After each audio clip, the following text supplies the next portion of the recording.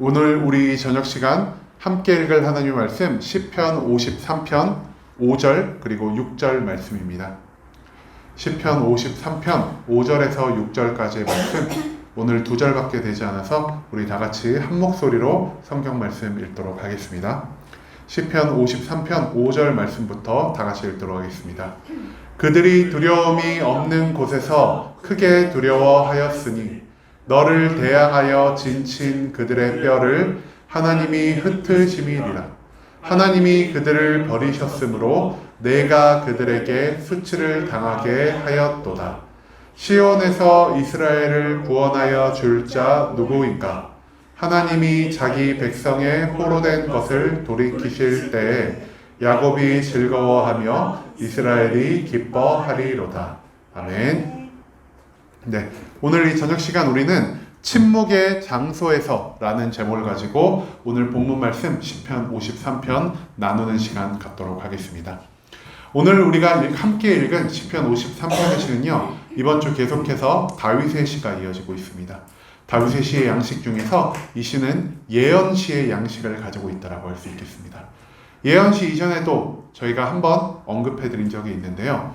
하나님이 다윗에게 무언가 말씀을 하셨습니다. 그리고 다윗은 그것을 자기 혼자만 알고 있지 않고 이 세상 모든 사람들에게 하나님의 말씀을 알리고자 이 시편의 기도 양식을 통하여 하나님의 예언의 말씀, 하나님이 직접 나에게 주신 말씀을 세상에 전하려는 마음을 갖습니다. 그렇기 때문에 오늘 우리가 함께 읽은 시편 53편의 말씀은 다윗의 마음으로, 다윗의 생각으로 의도적으로 기도한 것이 아니라 다윗이 하나님의 말씀을 받아 말씀을 있는 그대로 우리들에게 전해주는 직접적인 하나님의 말씀으로 이해하셔야 할 것 같습니다. 또한 이 시편 53편의 시는 예언시의 양식을 쌍둥이 시의 양식을 가지고 있습니다. 우리가 쌍둥이 시는 또 처음 들어보죠. 쌍둥이 시가 어떤 시냐? 시편에요, 이 시편 53편의 시와 구조적으로, 내용적으로 너무나 유사한 시가 한 개 더 있습니다. 그것이 바로 우리가 과거에 했었던 시편 14편의 시가 바로 그 시입니다.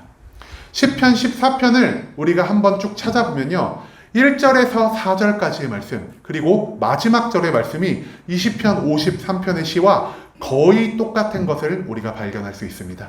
하지만 시편 14편에서는 우리가 의인을 위로하시는 하나님에게 초점이 맞춘 기도를 다윗이 했다면은 이 시편 53편의 시에서는 악인들을 심판하시며 악인들의 미래에 대해 경고하시는 하나님의 말씀에 대해 증거한다는 것이 조금 큰 차이점이라면 차이점이라 할 수 있겠습니다. 자, 그렇다면 우리 시편 53편의 한 절 한 절 말씀 찾아보면서 오늘 과연 이 말씀을 통해 하나님이 우리에게 대신하신 이 예언의 말씀이 무엇인지 한번 알아보는 시간 갖도록 하겠습니다. 먼저 53편 5절의 시입니다.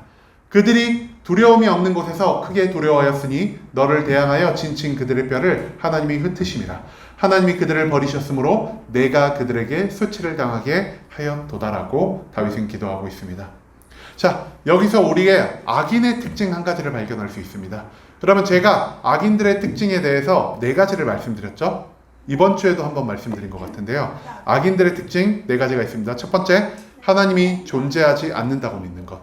두 번째, 하나님이 존재하시나 하나님의 영향력은 교회 안에서만, 예배 공동체 안에서만 발휘가 되고 우리가 살아가는 저 세상 가운데서는 하나님이 절대 자기의 능력을 발휘할 수 없으시다고 생각하는 것. 그리고 세 번째, 내가 죄악을 저지르지만 내가 하나님의 눈을 피해서 이것을 잘 숨길 수 있다고 생각할 때 악인들은 죄를 지으며 살아가고요. 마지막 4번째, 하나님이 나와 같은 악한 신이라고 하나님을 오해할 때 하나님은 내가 죄를 지어도 나의 죄 지은 것을 오히려 기뻐하실 것이고 나를 절대 심판하지 않으실 것이다라는 이 4가지 마음을 가졌을 때 악인들은 발생하고 죄인들은 죄를 짓고 살아가며 하나님을 두려워하지 않는다는 것을 말씀드렸습니다. 그리고 또한 이 악인들이 기뻐하고 즐거워하는 것에 대해서도 제가 과거에 한 가지 말씀드린 적이 있는데요. 악인들은 무엇을 기뻐하고 즐거워할까요? 죄를 기뻐하고 즐거워하죠. 하지만 가장 중요한 것, 그 죄를 통하여 악인들이 가장 추구하고자 하는 것, 의인의 멸망입니다. 의인이 멸망하기를 원하고 의인들이 고통받기를 원하고 그들이 핍박 가운데 살아가기를 원합니다. 그렇기 때문에 오늘 말씀에서도 악인들은 의인을 멸망시키려 합니다. 악인들이 의인을 멸망시키려는 그 장소에서, 악인들이 죄를 지으려는 그 장소에서, 악인들이 의인을 괴롭게 하려는 그 장소에서 그들이 두려운 마음을 가지고 있을까요? 그들의 안에 두려운 마음이 없으니까 그들이 죄를 짓는 것이겠죠? 왜 그들이 두려워하지 않을까요? 앞서 말한 네 가지 이유 때문입니다. 하나님이 없는데, 그렇게 정의롭다고 그들이 부르짖는 하나님이 나는 없다고 생각하는데 내가 죄를 짓는데 왜 두려움이 있겠습니까? 하나님이 이곳에서 자신의 영향력을 행사하지 못하시는데 왜 내가 두려워할 필요가 있겠습니까? 내가 하나님의 눈을 피하여 내 죄를 모두 가릴 수 있는데 내가 왜 하나님을 두려워하며 살아야 합니까? 마지막으로, 하나님이 악한 분이신데 하나님이 나의 악한 행동 즐거워하셨으면 즐거워하실 것이지 왜 나를 심판하시겠습니까? 악인들은 이런 마음을 갖고 있기 때문에 자신이 죄를 범하는 장소에서, 자신이 악한 일을 행하는 장소에서 절대 두려워하지 않는다는 것이죠. 오늘 말씀에서도 악인들이 자신이 죄를 짓는 그 장소에서 두려워하지 않고 있다는 것을 다윗은 말하고 있습니다. 그들이 두려움이 없는 곳에서 크게 두려워하였다라고 말하고 있죠. 그들은 죄를 짓는데 두려움과 부담이 없는 자입니다. 그런데 평생을 그렇게 살아왔던 자들이 어느 순간 자기가 절대 두려워하지 않을 거라고 생각한 그 죄를 범하는 장소에서 갑자기 엄청나게 큰 두려움을 경험하게 됩니다. 왜 그들이 두려움을 경험하게 되었을까요? 하나님이 심판하는 것. 네, 자기들이 죽었다고 생각하는 하나님이, 자기들이 영향력을 미치지 않는다고 생각한 하나님이, 자기들이 죄를 온전히 가릴 수 있을 것이라고 생각한 그 무능한 하나님, 우리가 보기에 악한 그 하나님이 갑자기 이 자리에서 뜬금없이 여태껏 안 그러셨다가 오늘날에 이르러서 갑자기 자신의 정의를 세우며 악한 자들을 심판하기 때문입니다. 그렇기 때문에 다윗은 이렇게 고백하고 있죠. 두려움이 없는 곳에서 크게 두려워하였다. 그들의 죄악을 저지르는 장소, 그들이 의인을 핍박하는 장소, 의인들에게 고난을 주는 그 장소, 평소에 전혀 두려워하지 않았던 그 장소에서 하나님이 일하기 시작하십니다. 하나님이 침묵을 계속해서 유지하실 것이라고 생각했던, 착각했던 그 장소에서 하나님이 활동하기 시작하신다는 것으로 인해 그들은 엄청나게 큰 두려움을 느끼게 되었다는 것이죠. 하나님은 정의의 하나님이십니다. 그리고 정의의 하나님에 대해서 제가 너무나 많이 말씀드렸죠. 정의의 하나님, 죄인에게는 심판을, 의인에게는 축복을 내려주시는 분이 바로 정의의 하나님이십니다. 그 정의의 하나님이 오늘날 갑자기 악인을 심판하기 시작했다는 것이죠. 그렇기 때문에 그들은 하나님의 엄청난 심판을 경험하게 됩니다. 그 심판이 너무나 가혹하고 너무나 두려웠던 나머지 다윗이 그 심판을 뭐라고 표현하고 있냐? 그들의 뼈를 하나님이 완전히 흩어버리셨다라고 말하고 있습니다. 여러분, 우리의 몸에 뼈가 지금 다 어떻게 되어 있죠? 연결이 되어 있습니다. 완전히 하나가 되어 있습니다. 그런데 이 뼈가 어떻게 될 만큼 그들이 고통스러워하고 그들이 놀랐다고 말하고 있죠? 완전히 흩어져 버렸다. 우리의 몸의 뼈가 하나도 맞지를 않고 모두 흩어져 버린다면 우리가 어떤 상황이 되겠습니까? 우리가 죽음에 다다른 상황이 될 것입니다. 하나님은요, 끝까지 자신이 죄를 짓고 살아가고 회개하지 않고 하나님에게로 돌이키지 않는 자에게 가혹한 심판을 예비하고 계십니다. 그리고 이것도 제가 여러 번 말씀드렸는데요. 죄의 삭은 무엇이다라고 성경은 말하고 있죠? 죄의 삭은 사망이다라고 말하고 있습니다. 그렇기 때문에 하나님은 그들에게 사망에 준하는 엄청난 고통과 시련, 징계를 허락하셨기 때문에 그들은 자기 몸에서 하나로 연결된 그 모든 뼈들이 완전히 조각조각 나 자기의 몸 안에서 흩어질 만큼의 엄청난 고난을 경험하고 있다는 것을 다윗은 지금 말하고 있다는 것이죠. 그러면서 다윗이 마지막으로 이렇게 기도합니다. 하나님이 그들을 버리셨으므로 내가 그들에게 수치를 당하게 하였도다라고 말이죠. 그런데 우리가 요 맨 마지막 말씀 조금 이해가 안 가실 수도 있거든요. 번역하는 과정에서 약간 문제가 있었습니다. 이거를 제가 그래서 쉬운 성경을 좀 찾아봤습니다. 저도 이 구절이 이해가 안 돼서. 그러니까 이 쉬운 성경에서는 이 말씀을 어떻게 해석을 하고 있냐? 하나님이 그들을 완전히 버리셨다. 그렇기 때문에 그들이 핍박하던 너로 인하여 수치를 받을 것이다 라고 성경이 기록을 하고 있습니다. 다시 쉽게 설명을 드리자면은 내가 악인들에게 수치를 받고 있었잖아요. 내가 의인이기 때문에. 하지만 하나님이 이제는 나를 온전히 보호하시고 그 자들을 완전히 심판 가운데 버려두셨습니다. 그렇기 때문에 나는 더 이상 고통스러워하지 않을 것이고 나는 이제 하나님의 형통 안에서 살아가기 때문에 그들에게 핍박받던 내가, 그들에게 수치를 받던 내가 이제는 도리어 우뚝 일어섬으로 인하여 그들에게 수치를 주고 그들에게 부끄러움을 줄 것이다 라는 것을 다윗은 이 기도를 통해 우리에게 알리고 있다는 것이죠. 그 다음에 6절 말씀을 통해 다윗은 이렇게 기도합니다. 시온에서 이스라엘을 구원하여 줄 자 누구인가? 하나님이 자기의 백성이 포로된 것을 돌이키실 때에 야곱이 즐거워하며 이스라엘이 기뻐하리로다 라고 말을 하고 있습니다. 하나님은 의인의 고통을 계속 내버려 두지 않으십니다.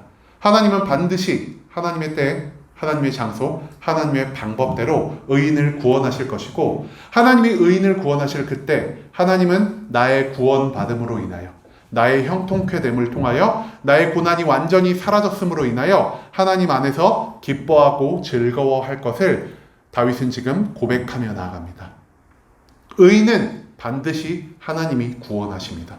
의인을 향한 하나님의 놀라운 구원과 형통함과 축복이 여전히 남아있고 그것을 하나님이 준비하시기 위해 계속해서 오래 참으며 기다리고 계신다는 것을 다윗은 한 번 더 이 6절 말씀을 통해 우리에게 알려주고 있다는 것이죠. 여러분 아까도 말씀드렸지만 악인들은 두려워하지 않는 자입니다. 왜 두려워하지 않는다고 말씀드렸죠? 처음에 말씀드린 4가지의 이유로 인하여 그 4가지의 이유 하나님이 없다고 생각해서 하나님이 다시 말하겠습니다. 악인들이 하나님을 두려워하지 않는 이유 4가지 말씀을 드렸습니다. 첫 번째, 하나님이 없다고 생각해서. 두 번째, 하나님이 살아계시지만 내가 살아가는 이 세상 속에서 하나님이 영향력을 미치지 못할 거라고 생각해서.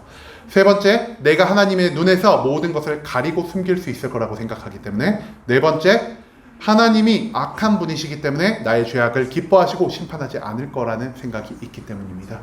그렇기 때문에 악인은요, 모든 상황 가운데서 자신이 특히 죄를 짓는 상황 가운데서 아무런 두려움, 아무런 부담감을 느끼지 않고 살아갑니다. 의인들이 죄를 지을 때 내가 이 죄로 인하여 하나님께 심판받으면 어떡하지? 분명히 하나님이 나의 죄를 보시고 기억하시고 언젠가는 심판하실 텐데 나는 이 죄를 짓는 것이 너무나 부담스러워, 너무나 두려워 라고 생각하는 것과는 정반대로 악인들은 절대로 그 죄를 짓는 곳에서 두려워하지 않는다는 것을 우리가 오늘 말씀을 통해서도 발견할 수 있었습니다. 하지만 하나님이 영원히 침묵하시는 분이십니까? 아니라는 것이죠. 하나님은 악인들의 죄 오랫동안 참아주십니다. 1년이 지나도 10년이 지나도 몇십 년이 지나도 그 악인들이 심판받지 못하는 것을, 악인들에게 심판이 내려와 이 땅에 정의가 세워지지 않는 것을 우리가 종종 목격하며 살아갈 때가 너무나 많다라는 것이죠. 하지만 하나님은 평생 참으시는 분이 아니십니다. 하나님은 단지 오래 참으시고 인내하시는 분이라는 사실을 우리가 기억하길 소망합니다. 하나님은 침묵의 장소에서 오래 참으십니다. 왜 하나님이 오래 참으신다고 말씀드렸나요? 하나님이 악인들의 회개를 기다리고 계시기 때문에, 그들이 다시 그들의 마음을 돌이켜 하나님께로 돌아올 것을 하나님은 기대하고 계시기 때문입니다. 하지만 그들이 계속하여 죄를 범하며 살아가고 그들이 회개하지 않고 그들이 돌이키는 삶을 살지 않을 때 하나님은 자신의 정의를 이 땅에 세우기 위하여 그들에게 상상하지도 못할 강력한 심판과 상상하지도 못할 엄청난 징벌을 그들에게 허락하신다는 것을 우리가 기억하길 소망합니다. 하나님이 침묵하신다는 것은 하나님이 존재하지 않는다는 뜻이 아닙니다. 하나님이 침묵하신다는 것은 하나님이 일하고 계시지 않는다는 뜻이 아니란 겁니다. 하나님이 침묵하시는 것은 하나님이 우리의 죄를 모르시기 때문도 아니고, 하나님이 침묵하는 것은 하나님이 악한 분이시기 때문도 아니라는 것을 우리가 기억하길 소망합니다. 하나님은 침묵의 시간, 우리를 위하여, 우리를 사랑하시고 우리에게 인자와 자비를 베푸시기 때문에 그 침묵의 시간을 통하여 오래 참으심으로 우리의 회개와 우리의 돌이킴을 기다리는 분이라는 사실을 기억하길 소망합니다. 그리고 하나님이 침묵하시는 이때 우리가 죄를 지어도 즉각 하나님께 심판받지 않은 이 은혜의 시간, 우리가 하나님께 우리의 모든 것을 회개하며 나아가길 소망합니다. 하나님의 침묵의 시간이 단순히 하나님이 우리의 죄를 모른다고 생각하는 그런 시간이 아니라 하나님이 우리에 대해서 모든 것을 오래 참으시고 모든 것을 인내하는 시간이란 것을 우리가 확신하며 우리가 죄에서는 멀어지고 하나님의 뜻에 합당한 삶을 살아가며 우리가 죄를 지었다면 우리의 모든 죄를 하나님께 온전히 회개하며 나아갈 수 있는 순복음 함께하는 교회 모든 성도님들의 시길 간절한 마음으로 소망하겠습니다.